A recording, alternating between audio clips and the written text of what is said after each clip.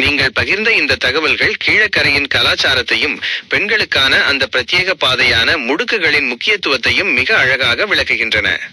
நீங்கள் வழங்கிய வரலாற்றின் முழு விவரம் இதோ. கீழக்கரை முடுக்குகளின் வரலாறு. அமைப்பு: கீழக்கரையில் உள்ள அனைத்து தெருக்களிலும் இது போன்ற முடுக்குகள், குறுகிய சந்துகள் காணப்படுகின்றன. பெண்களுக்கான உரிமை: முடுக்கின் நுழைவாசலில் பெண்கள் புழங்கும் பாதை என்று எழுதப்பட்டு சாக்கால் செய்யப்பட்ட மறைகள், திரைகள் தொங்கவிடப்பட்டிருக்கும். இது பெண்களின் தனிமைக்கும் பாதுகாப்புக்கும் முக்கியத்துவம் அளிக்கும் ஒரு பாரம்பரிய முறையாகும். வணிகம் மற்றும் வசதி: ஒரு சில முடுக்குகளில் பெண்கள் வெளியில் செல்லாமல் சாமான்கள் வாங்குவதற்காக பலசரக்கு கடைகளின் பின்பக்க கதவுகள் இந்த முடுக்குகளை நோக்கி திறந்திருக்கும்.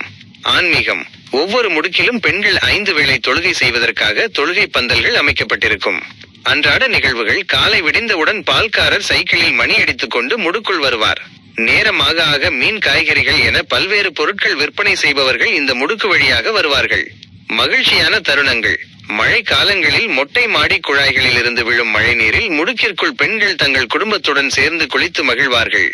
நட்பும் உறவும்: முடுக்கு முழுவதும் குருத்த மண், மணல் பரப்பப்பட்டிருக்கும்.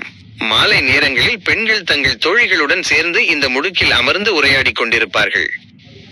மொத்தத்தில் கீழக்கரையில் உள்ள முடுக்குகள் அனைத்தும் பெண்களுக்கென்றே பிரத்யேகமாக வடிவமைக்கப்பட்ட ஒரு தனித்துவமான வாழ்விடமாக திகழ்கின்றன. தகவல் வழங்கியவர் SA K Musapihu.